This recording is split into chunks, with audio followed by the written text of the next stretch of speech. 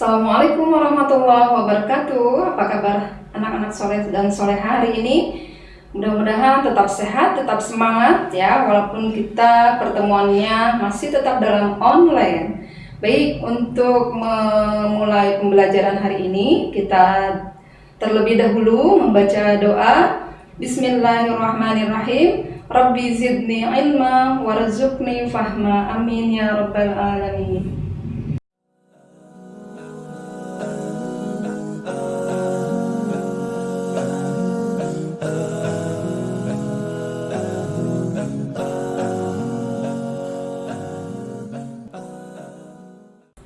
Bismillahirrahmanirrahim. Segala puji hanya milik Allah. Alhamdulillah kita selalu diberikan kesehatan oleh Allah Subhanahu wa taala, anak soleh dan soleha. Mudah-mudahan tetap semangat dan juga tetap beraktivitas seperti biasa.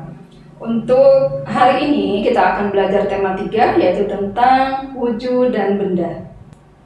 Baik, anak soleh-soleha, kita akan belajar kali ini yaitu tentang menemukan informasi tentang wujud benda. Apa itu informasi? Informasi itu adalah merupakan sebuah kabar atau berita yang kita lihat dan juga kita dengar.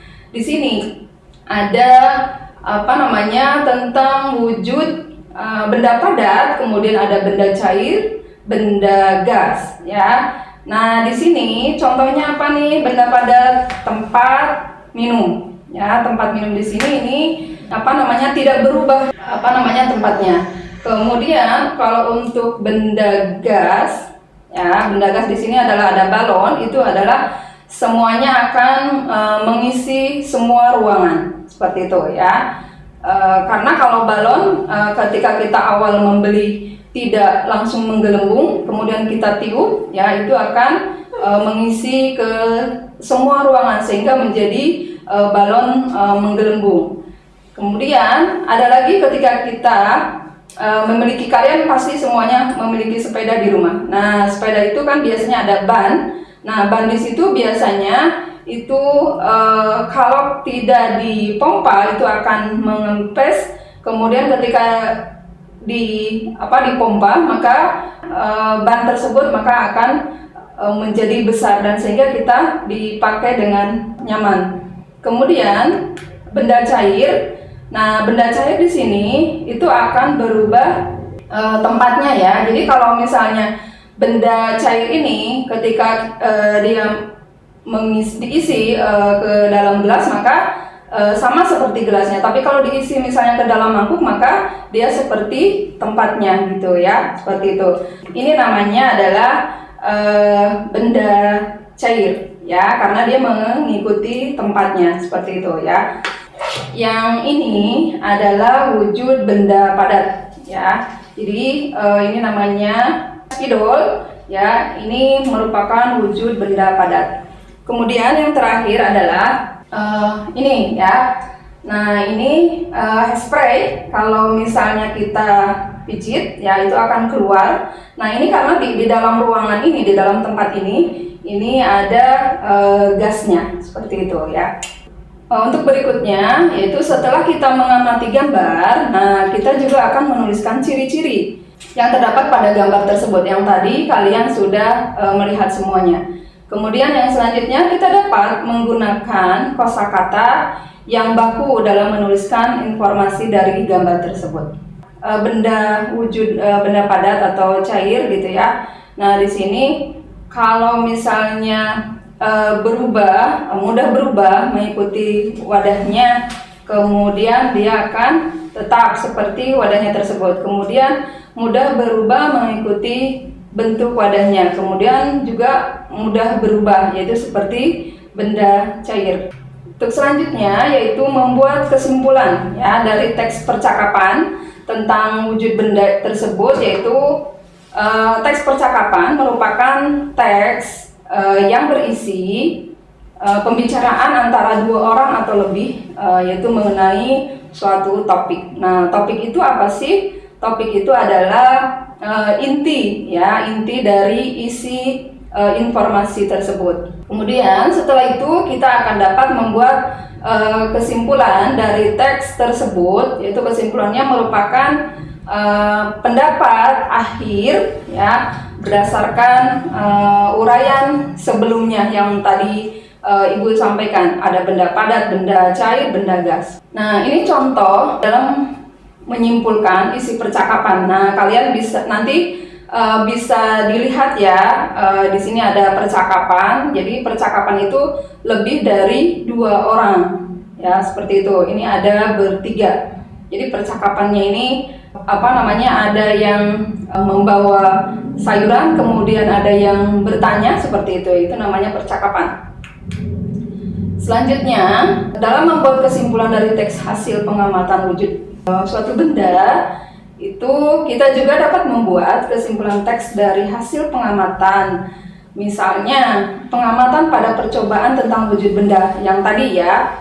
Kemudian catatan hasil percobaan tersebut dapat disusun menjadi teks hasil pengamatan. Ya, jadi nanti ketika kita melihat wujud benda, ya, ada benda padat, cair, gas, misalnya seperti itu nanti bisa disimpulkan dalam suatu gambar. Nah, contoh perubahan wujud benda di sini ada benda gas padat ke gas, ya, atau sebaliknya gas ke padat itu disebut dengan menyublim. Kemudian kalau padat ke gas itu disebut juga sama menyublim, ya.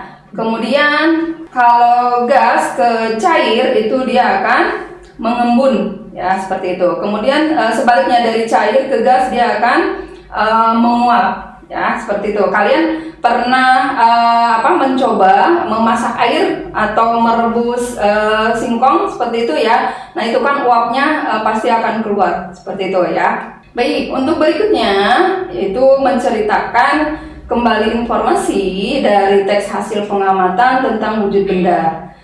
Nah, apa aja? Di sini ada informasi tentang wujud benda dapat kita peroleh dari teks yang kita baca, ya, seperti itu. Kemudian teks tersebut menguraikan tentang wujud benda, ya, yang tadi sebelumnya Ibu sampaikan juga. Nah, di sini menceritakan kembali informasi dari teks tentang wujud benda itu, menceritakannya kembali. Di sini kalian pasti ada di sini ya, ada wujud benda. Nah, ketika dilihat dari wujudnya, benda dapat dibedakan ya menjadi 3, yaitu ada benda padat, benda cair, dan benda gas. Kemudian benda padat adalah benda yang memiliki bentuk dan ukuran yang tetap. Contohnya misalnya yang tadi Ibu sampaikan juga, spidol tadi yang Ibu pegang, kalau di sini ada kelereng, ada batu gitu ya, dan juga pensil.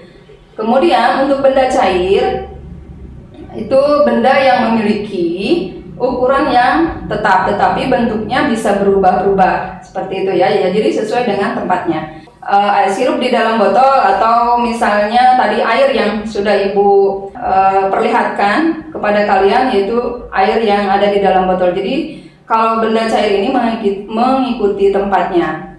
Kemudian yang selanjutnya yaitu benda gas. Yaitu benda gas memiliki ukuran dan bentuk yang selalu berubah-ubah sesuai dengan tempat ataupun wadahnya. Contohnya apa? Udara dalam balon, nah yang sudah Ibu jelaskan juga tadi. Berikutnya yaitu menuliskan laporan hasil pengamatan wujud benda dalam bentuk bagan, ya. Bagaimana sih? Nah, di sini ada kita mau menuliskan laporan hasilnya dulu dari pengamatan wujud benda tersebut. Kemudian yaitu bagan merupakan penyajian informasi yang berbentuk kerangka. Berikutnya, dalam menuliskan laporan hasil pengamatan wujud benda dalam bentuk bagan, ya kita bisa menuliskan laporan hasil dari pengamatan tadi. Kemudian bagan juga merupakan penyajian informasi yang berbentuk kerangka. Contohnya ada di sebelah kanan ya. Misalnya ada benda padat, benda cair, benda gas. Nah itu kita akan bisa membuat bagan tersebut. Nah, dari kesimpulan yang kita pelajari ya, dari ada tentang wujud benda itu ada benda padat, ada benda cair, ada benda gas, seperti itu ya. Jadi kalian nanti akan melihat di rumah apa sih yang disebut dengan benda padat, mana sih yang termasuk benda cair, dan mana juga yang termasuk benda gas. Sebelum Ibu tutup materi pembelajaran hari ini, jadi di sini Ibu menugaskan kepada kalian, di sini ada percakapan ya antara Nina dan Ibu. Nah, nanti kalian dibaca dulu percakapannya, kemudian dijawab yang A, B, C ya. Jadi kalian yang untuk percakapan tidak usah ditulis percakapannya, hanya menjawab latihannya saja yang bagian A, B, dan C. Kemudian untuk nomor 2-nya kalian itu hanya memasangkan kosakata dengan arti yang tepat. Di sini sudah Ibu lampirkan juga. Nanti kalian kalau yang untuk nomor 2 itu harus ditulis, karena kalau tidak ditulis nanti tidak jelas ya apa yang termasuk, misalnya mencair, menguap, membeku, kemudian mengembun, seperti itu. Mungkin itu saja yang bisa dapat Ibu sampaikan. Mohon maaf atas segala kekurangan. Tetap semangat dan juga kerjakan tugasnya. Nanti di-share ke walas masing-masing. Billahi taufiq wal hidayah. Wassalamualaikum warahmatullahi wabarakatuh.